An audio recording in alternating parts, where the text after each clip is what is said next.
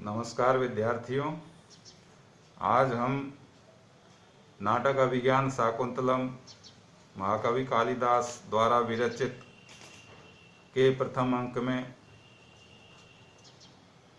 श्लोक संख्या 2 तक हम अध्ययन कर चुके हैं। अब आगे का अध्ययन करते हैं। जैसा कि पूर्व प्रसंग में सूत्रधार और नटी दोनों रंगमंच पर प्रवेश करते हैं और सूत्रधार होता है वो नाटक की कथा वस्तु का बीजारोपण करता है, अर्थात एक प्रकार से मंच का संचालक होता है।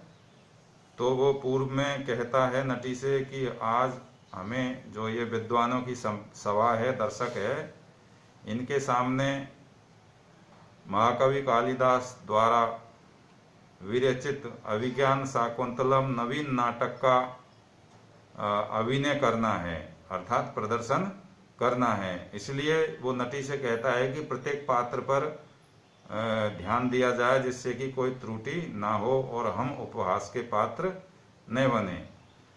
इसके बाद में सूत्रधार नटी से कहता है कि चूंकि अभी अभी अचिरम ग्रीष्म ऋतु आरंभ हुई है, इसलिए इस ग्रीष्म ऋतु को आधार बना करके आप कुछ इस परिषद को, जो सभा में बैठे हुए हैं, इनको कुछ सुनाइए, इनका मनोविनोद कीजिए। तो वो सूत्रधार है वो ग्रीष्म ऋतु का वर्णन करते हैं कि ग्रीष्म ऋतु किस प्रकार की है। ये हमने पिछले श्लोक में पढ़ा है। सुभग सलिल अवगाता पाटल संसर्ग सुरभि बनवाता प्रच्छाय सुलभ निद्रा दिवसा परिणाम रमणीया। तो ग्रीष्म ऋतु की विशेषता एक प्रकार से सूत्रधार ने बतलाई है कि सुभग सलिल अवगाहा, अर्थात ऐसी ऋतु जिसमें स्नान करना अच्छा लगता है। पाटल संसर्ग सुरभि बनवाता, और जो सुरभि बनवाता वन की वायु है वो पाटल संसर्गी, अर्थात गुलाबों के संपर्क में आकर के सुरभि सुगंधित हो रही है, महक रही है। जिधर जिधर भी वो वायु जा रही है उधर सुगंध आ रही है। इसके बाद में प्रच्छाय सुलभ निद्रा, प्रच्छाय प्रकृष्ट छाया, अर्थात सघन छाया में जो निद्रा है वो सुलभ निद्रा। निद्रा कैसी है? सुलभ, आराम से निद्रा आ जाती है, बहुत ही आसानी से नींद आ जाती है। और दिवसा परिणाम रमणीय, एवं जो दिन है, दिवस है, वो परिणाम मतलब संध्या काल में वो रमणीय, अर्थात बहुत अधिक मनोहर, सुंदर, रमणीय दृश्य हो जाता है। ऐसी ग्रीष्म ऋतु है। तो इसके बाद में आगे नटी कहती है तथा ऐसा ही हो, इति गायती, ऐसा कह करके नटी गाने लगती है। नटी क्या गाती है? ये श्लोक है चौथा। इशित इशित चुंबितानी भ्रमरई सुकुमार के सर सिखानी अवतंसयंती दयमाना प्रमदा शिरीष कुसुमानी। ये चौथा श्लोक है। क्या है श्लोक?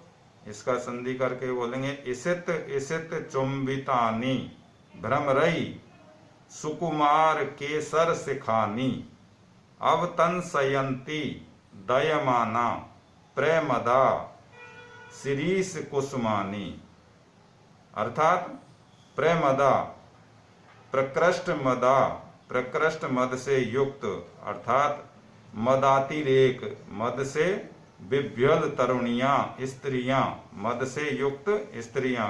ग्रीष्म ऋतु का जो पूर्व के श्लोक में मैंने बतलाया, सूत्रधार ने जो वर्णन किया था कि इस ग्रीष्म ऋतु किस प्रकार की है, ऐसी ऋतु में जो तरुणियां है, नवयुवतियां है, वो मद से विभ्यल हो गई है, अर्थात मदाती रेख से चंचल हो गई है।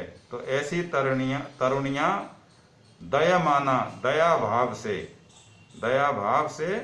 अर्थात दया भाव से प्रेरित होकर भ्रमरों के द्वारा इशित इशित, अर्थात धीरे धीरे, इशित इशित धीरे धीरे, या इशित इशित मंदम मंदम, अर्थात धीरे धीरे, चुंबितानी जिनका आस्वादन किया गया है। इसित इसित चुंबितानी, मंदम मंदम चुंबितानी, धीरे धीरे जिनका आस्वादन कर लिया गया है। ऐसे सुकुमार अत्यंत कोमल, सुकुमार सुकुमार अत्यंत कोमल, सुकुमार केसर सिखानी, केसर किंजलकों के सिखानी मानी अग्रभाग, केसर सिखानी किंजलकों के अग्रभाग